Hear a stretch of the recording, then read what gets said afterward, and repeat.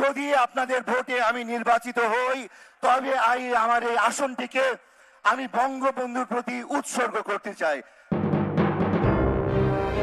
সিনেমায় জায়গা হয়নি, তাই ঢুকে পড়ল রাজনীতিতে।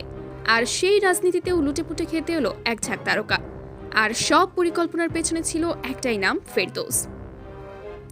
একসময় কালের জনপ্রিয় নায়ক, এখন আওয়ামী লীগের দালাল বলে পরিচিত। ক্ষমতার মসনদে বসে দেশটাকে কিভাবে নিজের সম্পত্তি বানিয়ে নিলেন তা নিয়ে উঠেছে হাজারো প্রশ্ন। কিন্তু আওয়ামী লীগের পতনের পর ফেরদৌস হাওয়া। কেউ বলছে দেশের বাইরে পালিয়েছে, আবার কেউ বলছে দেশের মধ্যেই লুকিয়ে আছে।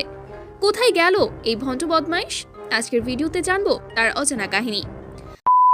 আওয়ামী লীগের প্রভাবশালী তারকা ফেরদৌস, যিনি সিনেমার দুনিয়া থেকে রাজনীতির ময়দানে পা রেখেছিলেন, এখন হঠাৎ করেই উধাও। সিনেমার দুনিয়ায় বেশ সাফল্য অর্জন করেছিলেন অভিনেতা ফেরদৌস।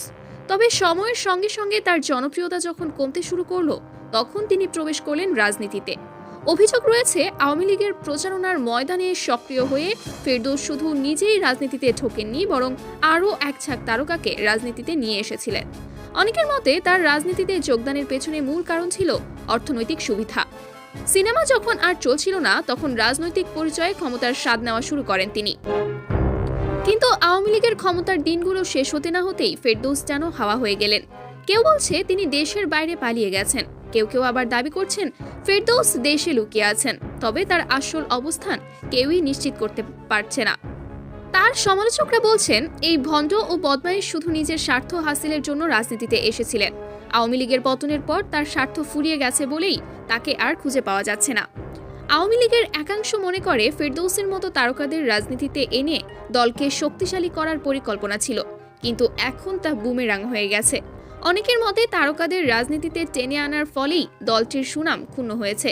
কিন্তু প্রশ্ন হলো, ফেরদৌস কোথায়? তিনি কি সত্যিই দেশ ছেড়ে পালিয়েছেন, নাকি দেশের মধ্যেই কোনো এক গোপন জায়গায় আত্মগোপনে আছেন? ফেরদৌসের বর্তমান অবস্থান নিয়ে রহস্য যেমন গভীর, তেমনি তার রাজনীতিতে যোগদানের উদ্দেশ্য নিয়েও উঠছে নানা প্রশ্ন। আপনার মতে ফেরদৌস কেন রাজনীতিতে এসেছিল এবং এখন কোথায় যেতে পারে তিনি? নিচে কমেন্ট করে জানাতে ভুলবেন না। ভিডিওটি যদি আপনার ভালো লেগে থাকে তাহলে লাইক দিন, শেয়ার করুন এবং এমন আরও ভিডিওর জন্য আমাদের চ্যানেলটি সাবস্ক্রাইব করুন। ধন্যবাদ।